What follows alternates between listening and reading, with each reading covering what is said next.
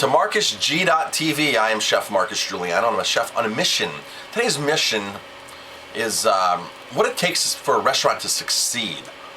And I guess it's going to be part of my 50mistakes.com, which is a website that I've devoted to helping other restaurants. It's 50 mistakes that restaurant owners make. There's 50 plus 3-minute short videos on there that just give my experience over the last 10 years of mistakes that I've made. Things that are simple to fix. Really, a lot of the stuff is really simple. So somebody asked me, Marcus, have you seen that show, Restaurant Impossible? And I was like, yeah, I really like that. That show, Restaurant Impossible. So the chef on there, Robert, he goes around and finds extremely failing restaurants that submit themselves to the show.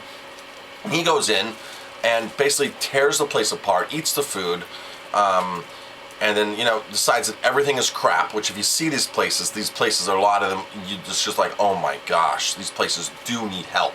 So I guess their success at screening the applicants works very well.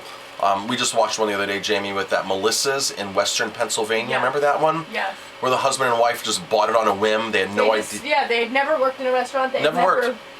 Yeah. Just drove by, saw it for sale, made a bid on it. A week later, they owned this restaurant. They were looking for an investment property, I think is what they said. He was a contractor. They'd never been in the restaurant industry, and she ended up being the chef of this place, and it was a disaster. And I felt really bad for them. Felt really bad. So the chef comes in and totally, tears apart the building inside, not guts it, but they take $10,000 and renovates the whole inside, and then meets with the people in the back of the kitchen and creates a new menu and this and that, and all of a sudden, an hour later, you have this successful restaurant that appears. And Robert Irvine. Robert Irvine, yep, Robert. And it's a really cool how it all takes place and happens and goes down. I gotta be honest with you, there's a lot more than just good food and a pretty place that makes a restaurant successful, right, Jamie? Yes, absolutely. First off, just to be able to, he mentions finances sometimes. He'll mention to people, let me see your P&Ls. How much money do you bring in a month? I mean, there's really specific questions that go much further than just looking at a P&L. And that's a good start.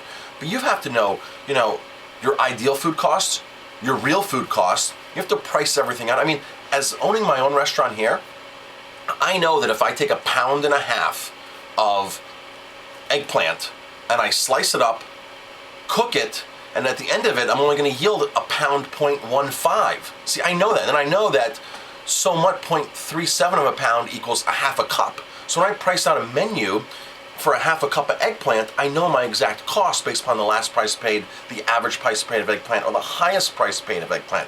I have to work that into an equation, and you just can't pull these numbers out of thin air. You just can't write a menu and say, oh, I think I should charge $16 for this chicken dish. No, the restaurant industry is probably the only industry where people don't understand their cost to put it on the plate. You never go into a clothing store. The clothing store owner thinks, oh, gee, this jacket looks great. I think I could sell it for $199 or $59. No, they know I paid $39 for this. This is what it is. If I pay $39, I'm going to charge $125. They know that. Clothing stores know that. Jewelry stores know that. Every business knows what their cost is to put the product to the consumer. Restaurants don't. It's a crapshoot. They think because the restaurant down the street is charging $6 for soup that they can undercut them at $5.50 or $5 a soup. In reality, you have no idea what that restaurant that's selling the $6 soup, what their food cost is, what their cost of goods. Cost of goods is the actual cost that for every dollar you give a restaurant, how much that dollar goes to the actual food cost, how much goes to the actual labor, how much goes to the staff. These are very important factors, and this is one thing this show is missing. I'm not sure if Robert is coaching them on the side of this or they get help with on the side of this, but just because you have a fancy looking place and a new menu and you're on a show doesn't mean that you're going to run a profitable restaurant. I have no idea the situation with a lot of these restaurants. I'm sure their business increased and that's great, but really we make money at my restaurant. The more diligent I am, the more money I make. So the more I understand my costs, the more money I'm going to make. The more I run flash reports, the more I budget, the more I put an exact penny to the cost of everything in the restaurant, the more money I make. So it's a difference of sometimes making just breaking even or turning a profit of $50,000, $60,000, $70,000. Several years ago, when I really dove into the finances of my restaurant, I was able to shave off $79,000 in expenses over the course of 1 year. And that was not done by serving cheaper food. It was by understanding what the cost is of everything in the building. Okay, understanding my labor costs every week, understanding my food costs, understanding my liquor costs, understanding what the cost is to put that chicken on the plate, put the lobster on the plate, to put whatever on the plate. That's extremely important.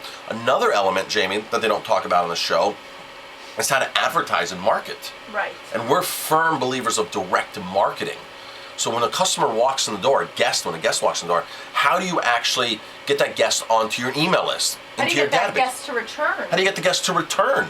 And that's how you have to get them into your email list, get them into a membership with your restaurant, some kind of, loyalty program, something like that. That's extremely important. You cannot just rely upon that guest walking in, having a great experience, and walking out and saying, oh, I'm going to go back there. New restaurants open.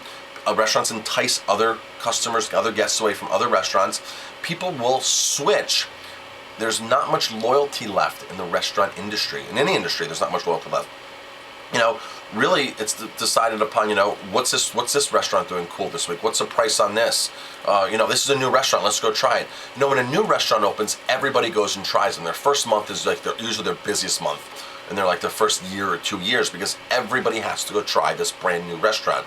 When I first opened 10 years ago, we were on Monday Night Lobster Night. We were serving like 40 lobsters on Monday Night Lobster Night. Because I was brand new, we were having something fun. I gotta tell you, I haven't done 40 lobsters on a Monday night. I don't do that. I haven't done that since back then. Because it was the thrill of being open and brand new. And honestly, I don't want to sell 40 lobsters because I don't make a lot of money on selling lobster at all. So I don't promote lobsters as much as I did when we first opened, and that's what got people in the door.